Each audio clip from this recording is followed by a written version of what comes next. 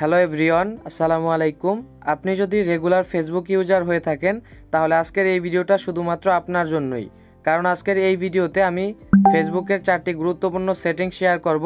আর এই সেটিংসগুলো যদি আপনারা জানেন তাহলে কিন্তু আপনাদের ফেসবুক অ্যাকাউন্টটা আপনারা আরও সুন্দরভাবে অ্যাট্রাকটিভভাবে আপনারা কিন্তু আপনাদের ফেসবুকটাকে ইউজ করতে পারবেন।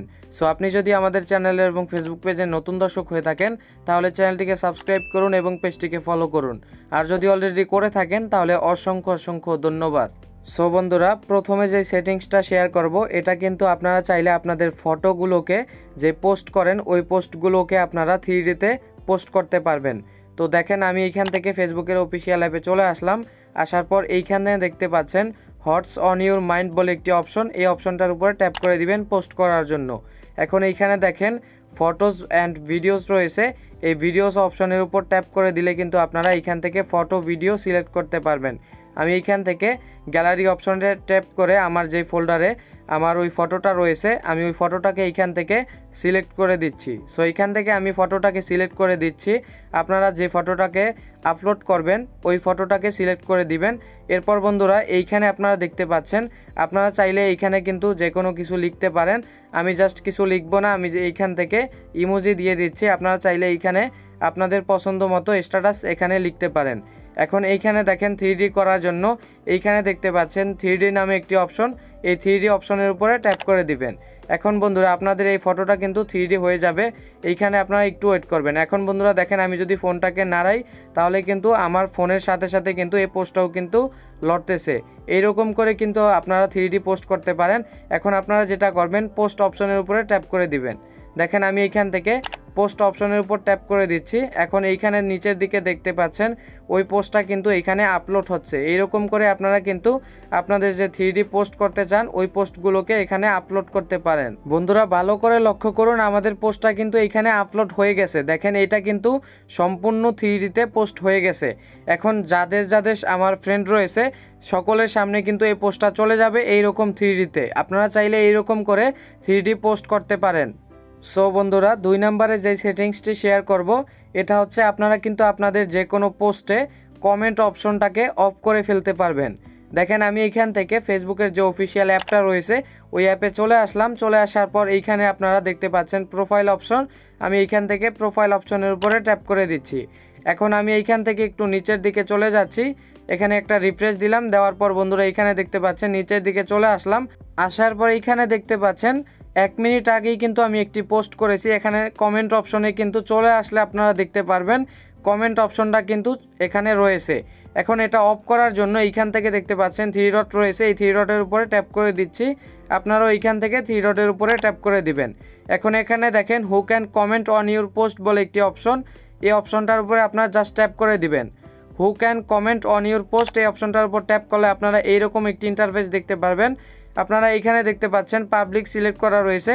আপনার এইখান থেকে আপনারা যদি ফ্রেন্ড সিলেক্ট করেন তাহলে আপনার যে ফ্রেন্ডস রয়েছে তারা দেখতে পারবে। আর নিচের দিকে যে অপশনটা দেখতে পাচ্ছেন এই অপশনটা যদি আপনারা সিলেক্ট করে দেন তাহলে কিন্তু আপনাদের কমেন্টটা কিন্তু হাইড হয়ে যাবে, অর্থাৎ প্রাইভেট হয়ে যাবে। কেউ কিন্তু আপনাদের পোস্টে কমেন্ট করতে পারবে না। দেখেন আমি এইখান থেকে 3 নম্বরে যে পোস্টটা রয়েছে অর্থাৎ 3 নম্বরে যে অপশনটা রয়েছে এই অপশনটার উপরে ট্যাপ করে দিচ্ছি। এখন এইখানে দেখতে পাচ্ছেন ডান বলে একটি অপশন, ডান অপশনে ট্যাপ করে দিচ্ছি। এখন এইখান থেকে কিন্তু কমেন্ট অপশনটা কিন্তু হাইড হয়ে যাবে। বন্ধুরা ভালো করে লক্ষ্য করুন, এইখানে একটি পোস্ট রয়েছে, এখানে কয়টা লাইক এখানে কিন্তু দেখতে পাচ্ছি না। এই কারণে আমি এখানে ভিতরে চলে যাচ্ছি।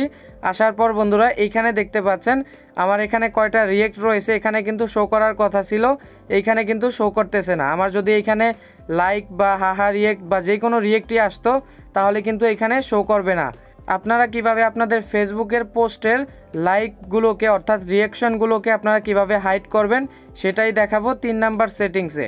সো দেখতে থাকুন। সো বন্ধুরা, আপনারা আপনাদের ফেসবুক পোস্টের লাইক বা রিয়াকশনগুলোকে হাইড করার জন্য যেটা করবেন, আপনারা চলে যাবেন ফেসবুকের অফিসিয়াল অ্যাপে। দেখেন আমি এইখান থেকে ফেসবুকের অফিসিয়াল অ্যাপে চলে যাচ্ছি, আপনারাও ফেসবুকের অফিসিয়াল অ্যাপে চলে আসবেন। আসার পর এখানে দেখতে পাচ্ছেন 3 লাইন বলে একটি অপশন রয়েছে, এই 3 লাইন অপশনের উপর ট্যাপ করে দিচ্ছি। সো 3 লাইন অপশনের উপর ট্যাপ করলে এখানে আপনারা একটু নিচের দিকে চলে আসবেন।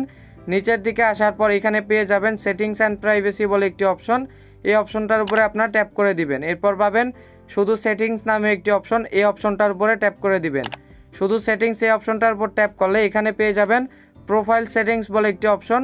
এইখান থেকে প্রোফাইল সেটিংস এই অপশনটার উপরে ট্যাপ করে দিবেন। দেখেন প্রোফাইল সেটিংস এই অপশনটার উপর ট্যাপ করে দিলাম।